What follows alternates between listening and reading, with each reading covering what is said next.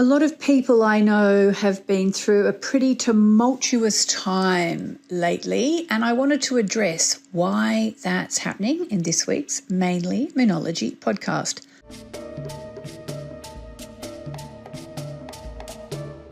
A couple of days ago, I spent a good hour or two on the phone with some beloved girlfriends, and all of us were feeling as though we are in a little bit of turmoil one way or another.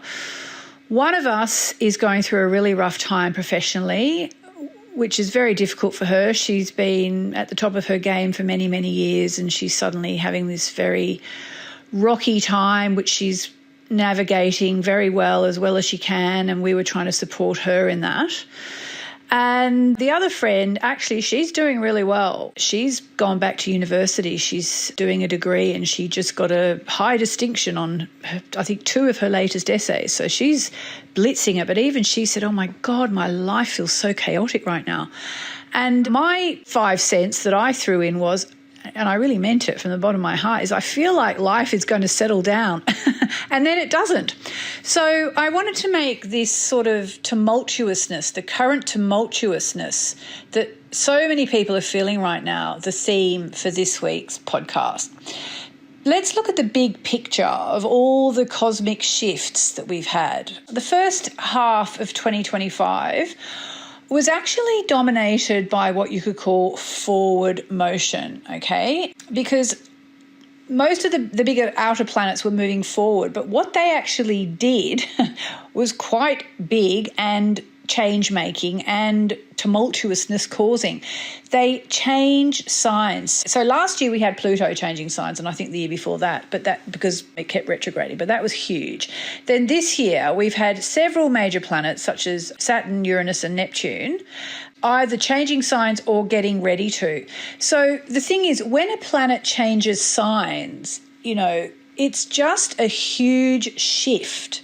And, I really want to say here at this point, what do I mean it's a huge shift? Let me put it like this. For those of you who are new to astrology and moonology and who just think, as if the planets do anything, I just want you to just know something.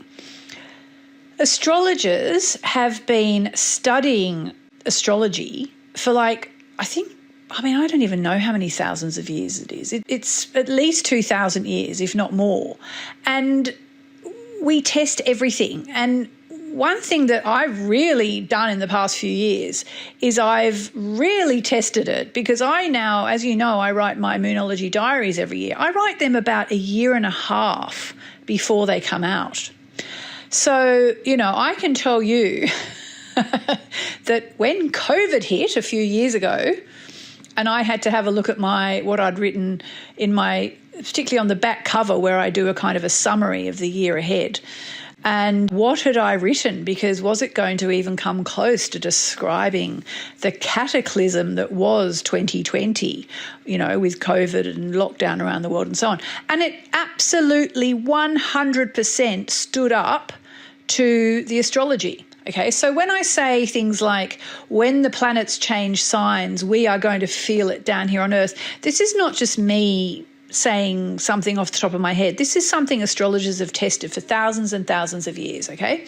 So whether you believe it or not, that's your choice. I'm not going to try and convince you any further than I've just done, but I want you to just at least have an open mind.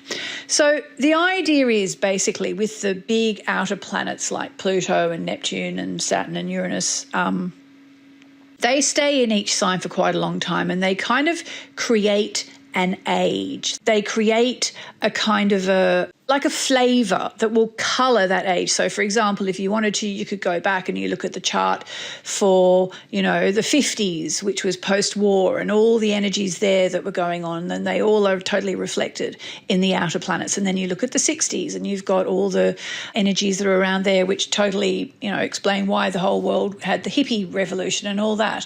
So now we've got Uranus had been in Taurus for a very long time, which was actually the whole cryptocurrency thing that we've all seen. And now it's been flopping backwards and forwards, which has been like the biggest drop ever in cryptocurrency, I think, or blockchain or whatever. We've had Neptune in Pisces for many years, which has been the whole New Age movement, gathering speed so that, things like mindfulness and meditation are now honestly mainstream. Rupert Murdoch meditates. Okay, how much more mainstream do you want that? He dictates the mainstream. And, for the past couple of years, Saturn has been in Pisces and is now about to change signs. So this energy of all these planets changing signs, Uranus has been flipping back into Gemini, Saturn and Neptune moved into Aries, Jupiter's moved into Cancer. That all this change, Pluto, as I mentioned, moved from Capricorn into Aquarius. It's huge. So it's a bit like an analogy that I'm sort of seeing right now. It's as though you're walking through your house. Imagine you have a house that's quite long and you're walking through your house, and as you take every step, the decor around you is changing, like everything is changing. So a bit like a sort of an AI simulation or a 3D whatever. Just imagine as you walk down, the carpet is changing into floorboards and the walls are changing from grey to purple, and the pictures are changing from, violent scenes to calm scenes or calm scenes to violent scenes. It's not about how they're changing. It's just like everything's changing as you step. And that's kind of what it's like when all the planets are changing signs. So we've had them going forward and changing signs, and suddenly everything's different, okay, which we've all felt. And now here we are in October, nearly November, as I record this, and a lot of the planets have gone retrograde, so they've flip-flopped back for their last session, like the last of the previous cycle. So right now we've got Saturn and Neptune having moved into Aries in the first half of the year. Now they're retrograde and they're back in Pisces, okay? So we're getting the last of that. We've got Uranus is actually retrograde and it's about to flip back into Taurus for its last hurrah there. It's like all these planets are flip-flopping and you kind of wake up and the world's a little bit different all the time. So what we can say is that, that explains a lot of the tumultuousness, but there's actually kind of a way to use this to your advantage. If you can think of it like this, the second half of the year, now where we are, is about closure and integration, okay? It's about closure because we are getting the last hurrah of these really major cycles, okay? Neptune's been in Pisces for years and years and years and years. So now we are getting the last of Neptune in Pisces, and that affects us all in different ways. It doesn't matter if you're Pisces or you're Capricorn or you're Gemini or whatever you are. It's going to affect you one way or another. And I'm just going to make a little plug for my membership area, the Mainly Moonology membership. If you're in the membership, I'm constantly updating everyone as to what's going on and how it's affecting their personal chart, which is based on your rising sign. But even if you don't know it and you just know that everything's changing and then changing back and changing, it's like we are getting a last chance to get the best out of all these energies, okay? We've got planets slowing down, planets turning retrograde, planets shifting signs. So the other thing to do at this point is to really think, how do I integrate everything that's been going on? So it's a bit like you've had all these changes. Now we're kind of back to where we were in some ways, but it's a chance to breathe. In fact, why don't we all just take 3 deep cleansing breaths at this point with the intention of integrating all the changes that are taking place, because even though it feels tumultuous, it has a purpose, okay? So let's do 3 deep cleansing breaths. In through the nose, hold, out through the mouth, hold. Here we go. 1, hold, and out. Hold, in through the nose, hold, out through the mouth. Hold. 1 more, in through the nose. Hold. Out through the mouth.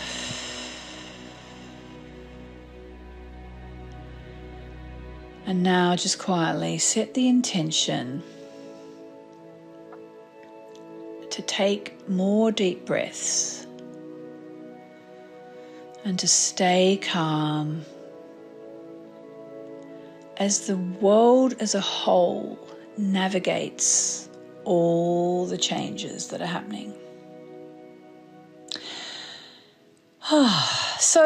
So kind of a cosmic catch-up period, okay? It's time for us to process everything that's been changing, okay?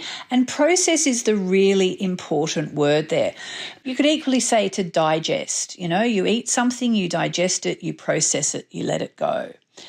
And the overall effect can be that it feels like, the carpet has been pulled from underneath us, or the rug has been pulled from underneath us. But another way to look at this, if you want to kind of extend the analogy, is that actually the rug is being rewoven beneath our feet as we move forward. So a little bit more about why people are feeling wobbly, because the thing is, all these retrogrades in particular, retrogrades always ask us to pause, reflect, and revise, to turn the energy inwards a bit. And these retrogrades are even more powerful because they are flip-flopping the planets between the signs, okay? So a lot of people are going to be noticing that old emotions, old patterns, even old relationships are resurfacing now. This is the universe's way of helping us to process before the next push forward, okay? So if you've been through a really rough time, or you're going through a really rough time, this is your chance to process everything that's happened ahead of moving forwards, okay? Again, one way or another. There are going to be last chances coming up if you feel like, I just want one more chance to get it right. But in your heart, you'll know where you are. You might go, that was then, this is now, and I'm just going to move forward. But there is possibly for some people, as well as the turmoil, there's a feeling of kind of being in a cosmic limbo. Okay, you kind of feel like, I don't know where I am. What's going to happen? What's going to happen? I feel like I'm stuck. I'm going backwards. I don't know what's going to happen. That especially applies with whole Saturn and Neptune reversing back into Pisces, okay, which is so powerful. It's like suspended disbelief, confusion, unsure of the wisest decision, unsure of the path forward. But you have to kind of surrender to it a little bit at the moment. Just understand that wherever you are now, you have somehow got yourself here. There are some examples of what people could be going through which is literally no fault of their own. And that's the hardest thing in a way, because it's completely out of your control. But the chances are that if you take this not as a cosmic limbo, but as a kind of a sacred pause to do some self-reflection, to take some deep breaths, to do some journaling, to talk to people who don't just say yes to you, okay, who hold you accountable, to hold yourself accountable and think, how the F did I get here? That is such a powerful question to ask yourself. And it's not about blaming yourself. It's about taking responsibility for what you've done. Because the actual miracle in it all, and by the way, Pisces is the sign of miracles and Neptune is the planet of miracles. And we currently have Neptune in Pisces. So we have the planet of miracles in the sign of miracles, okay? Miracles happen every day. The miracle is that if you stop and take this sacred pause and breathe and reflect and think about what you've done that may have contributed to where you are now, within that are the golden nuggets and the golden keys to help you get out of the situation, okay? It's so important to realise. okay? Because the outer planets are slowing down. They're all slowing down because they're retrograding. So we are between two massive energetic chapters, okay? And it can feel a bit like being caught in, in those space movies when people leave the spaceship and go on a spacewalk. They go into that sort of locked capsule in the middle, like a middle room where, I don't know, the pressure adjusts or they put on their suit or whatever they do. But it's like being in that middle room. So you've come out of the spaceship and you're just in that middle room getting yourself ready for the spacewalk. And then after you come back in from the spacewalk, you have to go back into that middle decompression room. It's a bit like that, but that room kind of feels like it's got a storm going on in it right now. And that's not least because Uranus, the planet of chaos, is one of the planets doing all the flip-flopping. So we're in a kind of an energetic storm before the next big wave, before we go back out into space and start to move forwards again. So really, this is a moment to center yourself, to ground yourself, and to try and simplify your life. Just pare it back to whatever you need. And 2026 is going to open up a whole new cycle, okay? So you're basically getting ready for your spacewalk into 2026, okay, if I use that space analogy. I also just want to talk about the moon for a bit because it is the Mainly Moonology podcast, even though we've talked a lot about astrology. We are in the waxing cycle now, okay? And it is a building phase. But because of the retrogrades, things are going to feel slightly slow or uncertain. But if you do that processing, if you do that digesting, if you put on your spacesuit ahead of your spacewalk, this phase is the one that encourages us to plant seeds for the future, okay? So even though we might be treading water a bit, what's happening now can plant seeds for a better future. You don't need to rush, but just stay centered, okay? And I would say because the year has been so crazy and next year it's about integration, I think one thing to think about as you think about what you want for 2026 is to live more consciously with the waxing and the waning cycles of the moon if you can. The waxing cycle is the 2 weeks from the new moon to the full moon. It's about momentum and expansion and doing the work. And the waning cycle is more the phase around rest and reflection and release and more woo-woo. I'm always talking about the woo-woo and the work. The woo-woo is the waning cycle in some ways. It's when you can do some magical energetic work that helps you to shake off the past and make space for the new. The waxing cycle in some ways is the work because it's when we actually take really concrete steps. If you honour both cycles, okay, for one thing, you're going to stop burning out if you've been burning out. And once you start to live in tune with the natural rhythms of the waxing and the waning cycle, rather than fighting against them, you're going to feel a lot more aligned, okay? And that's really the super duper powerful thing. So a little practical tip. Right now, this week, take one brave, aligned step towards whatever you want. Make that call, launch that idea, commit to that goal. Knowing that even though it feels tumultuous, if it feels ready to do it, okay? And then in the waning phase, which will come after the full moon, plan to exhale, okay? Plan to schedule in a bit of rest, some decluttering, whatever, anything to just sort of let it all go. Over time, this kind of balance will take you out of a state of force and into a state of flow, okay?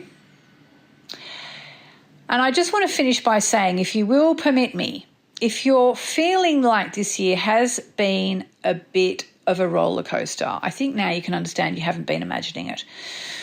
But there is still time to finish 2025 really strong.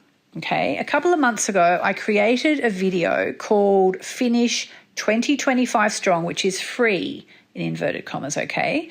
It gives you a roadmap, actually since the middle of the year, but it's still completely valid for October, November, December, the last few months of the year of 2025. So you can head into 2026 clear, grounded, and ready. Okay, now I said it's free in inverted commas. It's free when you order the Moonology Diary 2026, which in its own way is just so amazing anyway, because it's a guide to living in sync with the moon and the planets all next year, okay? The diary is about working with the new moons. It's got space for your intentions. It's about working with the full moons. It's got space for release and forgiveness lists. It's got monthly overviews about the astrology. If you get it now before it sells out, you will be perfectly prepared for the coming, for the coming 3 months of the end of the year, because you'll get the Finish 2025 Strong workshop for free, and for 2026. Okay, so if you want that, it's at moonologydiary.com. moonologydiary.com, and I will put a note in the show notes below. I just want to finish by saying, remember, the universe is not against you, okay? Even if it feels like it is right now, or sometimes it feels like that, it's reorganizing itself for you, and it's helping you reorganize your life back to the way it should have been all along, okay? So during this waxing moon cycle, keep building, keep taking small steps, keep inhaling and exhaling. Trust the process, and remember that even though it's tumultuous, it's all on your side. And I'm just going to finish with a little chant for anybody who wants to surrender everything to the divine, because when you do that, the Divine Mother and all the cosmic energies can move in and help you. Just 3 Om Namo Narayani chants. Here we go.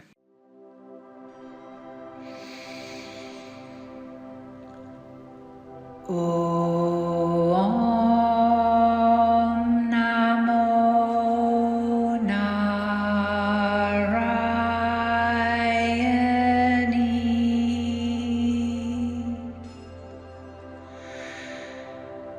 Om Namo Narayani.